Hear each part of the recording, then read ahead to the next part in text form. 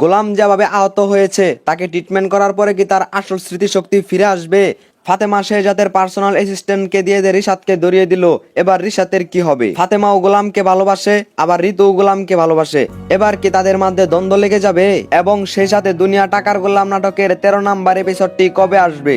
All right guys, সবকিছুর বিস্তারিত নিয়ে থাকছে আজকের এই ভিডিও।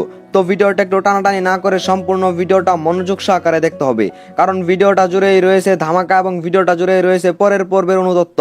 অল রাইট গাইস, কথা না বাড়িয়ে ফটাফট আমাদের চ্যানেলটি সাবস্ক্রাইব করে দেন এবং ভিডিওটাতে লাইক করে দেন, এবং সেই সাথে জানান আপনি আমাদের এই ভিডিওটি কোন জেলা থেকে এবং কোন দেশ থেকে দেখতেছেন। আসসালামু আলাইকুম ভালোবাসার মানুষেরা, কি অবস্থা সবার, কেমন আছেন আপনারা?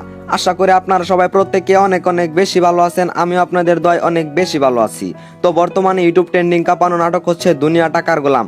এই নাটকের একটি পর্ব করে আজকে 12 নম্বর পর্ব পর্যন্ত ইউটিউবে আপলোড হয়ে গিয়েছে। যারা এখনো 12 নম্বর পর্বটি দেখেন নাই, তাড়াতাড়ি করে প্রাঙ্কিং এন্টারটেইনমেন্ট ইউটিউব চ্যানেলে গিয়ে নাটকটি দেখে আসেন।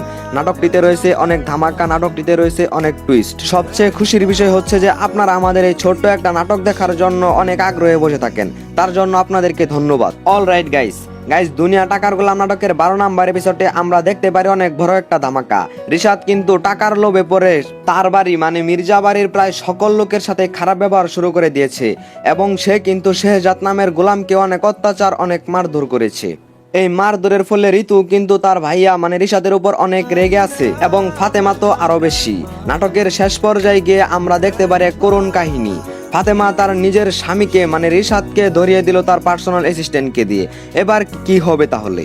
এবং তারাও যদি সবকিছু ঠিকঠাক করে নেয় এবং গোলাম নামের সে যাদের আসল চরিত্র বেরিয়ে আসে, তাহলে রিশাদের অবস্থা কি হবে আপনারা বুঝতে পারতেছেন। রিশাদ টাকার লোভে পড়ে কিন্তু সবার সাথে অনেক বেইমানি করেছে ফাতেমার সাথে, বেইমানি করেছে শেহজাদের কোম্পানির সাথে, বেইমানি করেছে তার বাড়ির সব লোকের সাথেই। অল রাইট গাইস, আপনারা কি চান রিশাদের আসল বেইমানির ছাপ উঠে যাক, রিশাদকে প্রচুর পরিমাণে শাস্তি দেওয়া হোক? যদি চান আপনারা কমেন্টে জানান। অল রাইট গাইস, আমার কি মনে হয় দুনিয়া টাকার গোলাম নাটকের 13 নাম্বার এপিসোডটিতে ঘটবে আরো অনেক বেশি ধামাকা। হয়তো 13 নাম্বার পর্বটিতে শেহজাদের আসল চরিত্র বেরিয়ে আসবে। আপনারা কি চান 13 নাম্বার পর্বতে শেহজাদের আসল চরিত্র বেরিয়ে আসুক? যদি আসল চরিত্রটাই বেরিয়ে আসে, তাহলে কি কাহিনীর মোড় ঘুরে যাবে, নাকি এখানেই শেষ হয়ে যাবে, সবকিছুর সমাপ্তি ঘটবে? এবং সেই সাথে ফাতেমা তো গোলামকে আগে থেকে প্রচন্ড পরিমাণে ভালোবাসে, এবং এখন কিন্তু ঋতু গোলাম নামের ছেলেটিকে ভালোবাসা শুরু করে দিয়েছে।